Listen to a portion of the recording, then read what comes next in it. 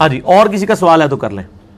اکثر لوگ کہتے ہیں اللہ نبی وارث، یا کوئی کہتے ہیں نبی وارث، کیا یہ شرک کے زمرے میں آتا ہے یا بدعت کے زمرے میں آتا ہے؟ دیکھیں جی، اللہ نبی وارث، نبی علیہ السلام کے مبارک دور میں تو یہ لفظ بخاری مسلم میں استعمال ہوا ہے کہ زمین اللہ اور اس کے رسول کی ہے. وہ جب کفار کے ساتھ معاملات چل رہے تھے، وہ دینی احکامات کے پوائنٹ آف ویو سے. ہمارے سب کانٹیننٹ کے کلچر میں جو اللہ نبی وارث کے الفاظ استعمال ہو رہے ہوتے ہیں نا، وہ بڑے خطرناک ہوتے ہیں. وہ جیسے ہم خدا حافظ کہتے ہیں نا، وہ اس کانٹیکسٹ میں کہہ رہے ہوتے ہیں کہ اللہ رسول کے حوالے. تو یہ تو انتہائی گستاخانہ کلمات ہیں. اور میرا اس کے اوپر یوٹیوب کے اوپر ایک کلپ بھی چڑھا ہوا ہے.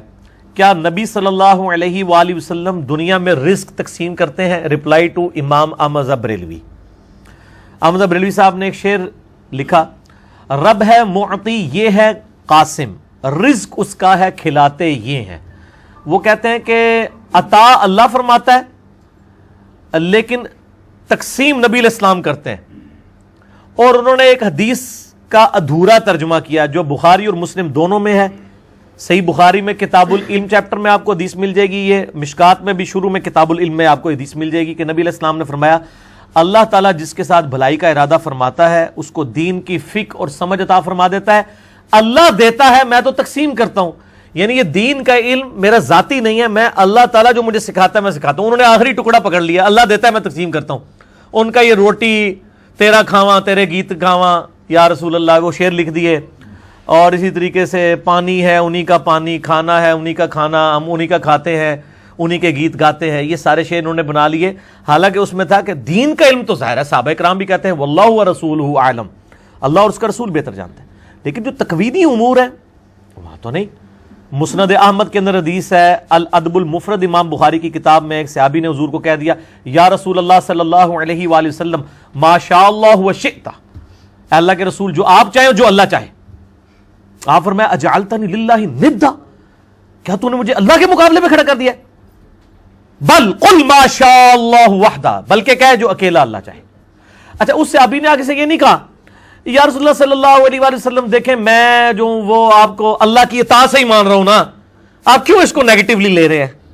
دیکھیں میں اللہ کی اطاعت سے ہی، اس کے اذن سے ہی مان رہا ہوں. یہ صحابہ کرام کے دماغ میں اس قسم کی باتیں کسی نے نہیں ڈالی ہوئی تھی. جی مستقل بذات، غیر مستقل بذات، اس میں میرا ریسرچ پیپر بھی ہے دعا صرف اللہ ہی سے، وہ آپ پڑھ لیں. اور دعا صرف اللہ ہی سے میرا لیکچر بھی ہے توحید کے اوپر، مسئلہ نمبر 3، اس میں میں نے یہ سب کچھ لکھا ہے.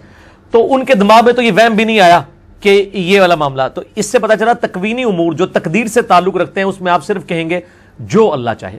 الحمدللہ امت یہی کہتی ہے، ہم ماشاءاللہ و رسول تو نہیں کہتے، ماشاءاللہ ہی کہتے ہیں، انشاءاللہ ہی کہتے ہیں، انشاءاللہ و رسول تو نہیں کہتے.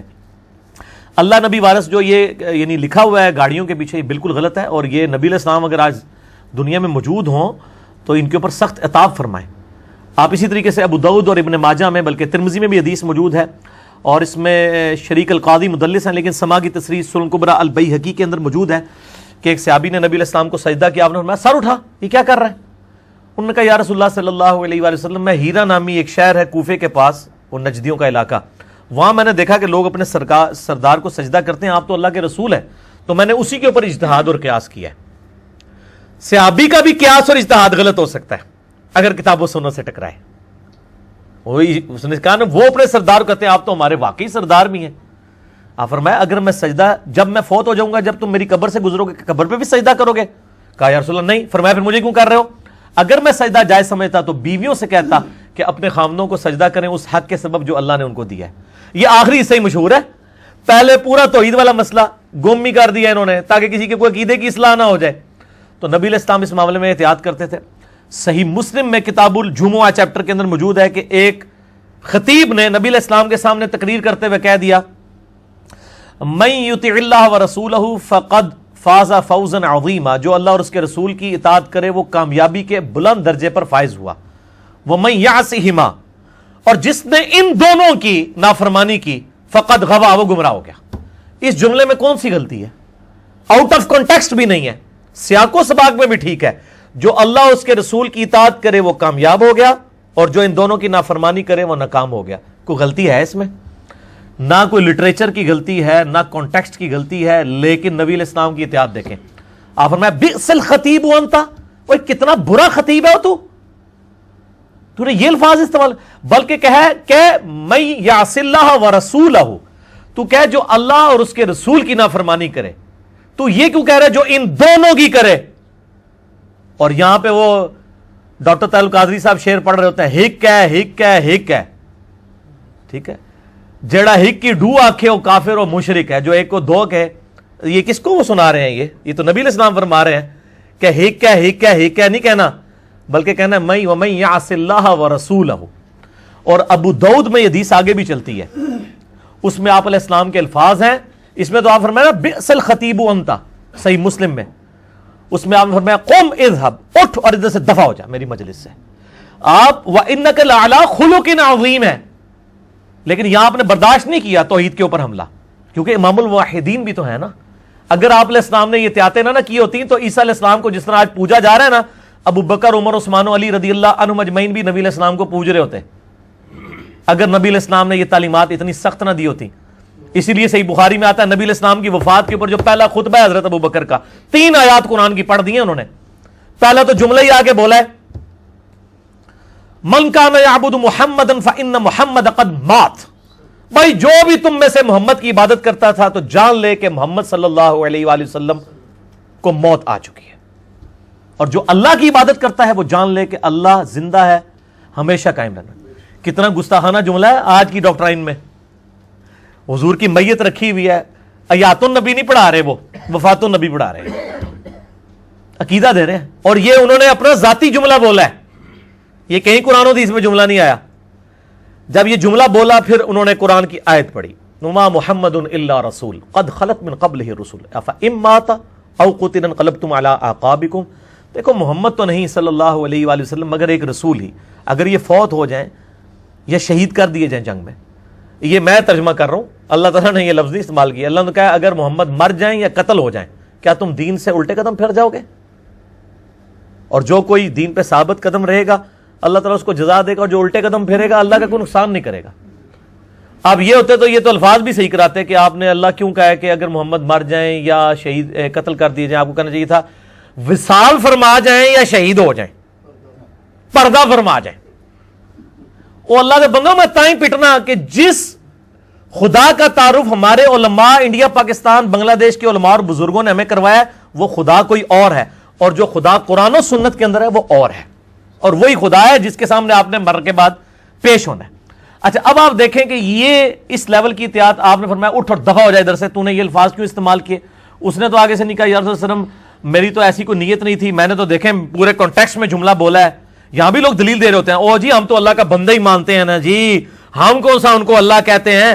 تو وہ صحابی کا اللہ کہہ رہا تھا جس نے کہا کہ جو ان دونوں کی نافرمانی کرے، اس یہ ہوتے تو یہ آگے ڈیبیٹ کرتے کہ یا رسول اللہ علیہ وسلم کیا ہویا جے، اسی تو کوئی ایسی گل نہیں جی کی تھی، ہم نے تو کوئی ایسی بات نہیں کی ہے، میں تو کانٹیکسٹ میں بات کر رہا ہوں، جو اللہ اس کے رسول کی اطاعت کرے وہ کامیاب ہو گیا، جو ان دونوں کی نافرمانی کرے وہ ناکام ہو جائے، اس میں نے کون سا جرم کر دیا ہے؟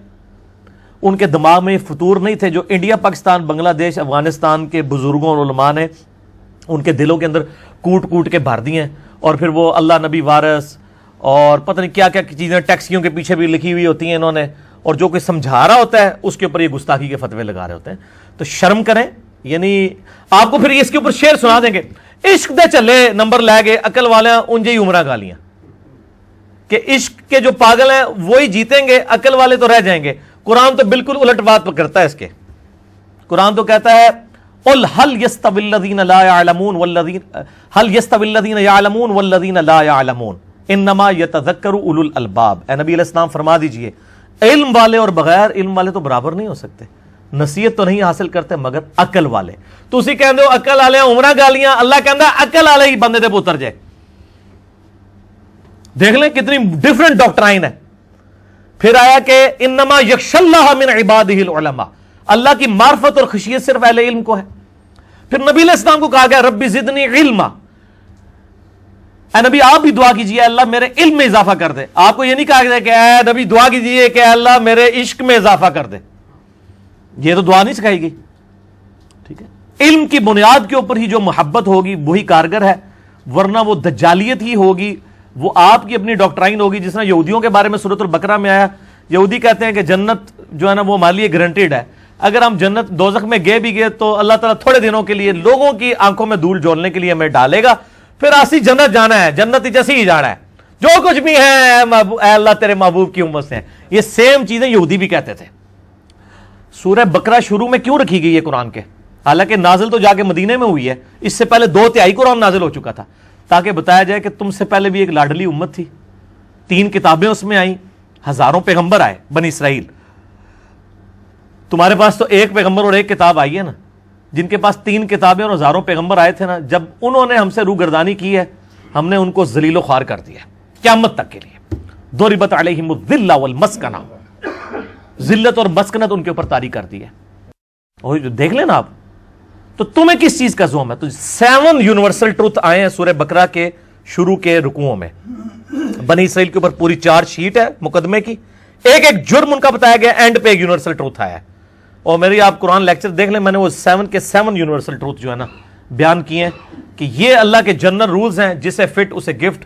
پھر اللہ نے نہیں دیکھنا یہ امت موسیٰ ہے یا امت عیسیٰ ہے یا امت محمد ہے صلی اللہ علیہ وآلہ وسلم وعلیہم السلام اجمعین۔ پھر اللہ تعالیٰ جو ہے نا وہ اس کی عدل کی تلوار ننگی ہے، وہ کسی کا کوئی لحاظ نہیں کرتا۔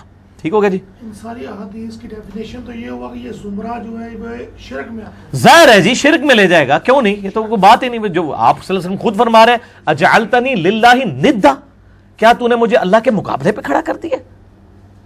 بلکہ کہے جو اکیلا اللہ چاہے، تو شرک کے اندر رہ جاتا ہے۔ لیکن اب مسئلہ یہ ہے نا کہ شرک تو آپ کے انڈیا پاکستان کے علماء نے تو ختم کر دیا ہوا ہے، ہاں کتابوں میں ختم کیا ہوا ہے، تقریروں میں ختم کیا ہوا ہے، ویسے سب سے زیادہ ادھر ہی ہے۔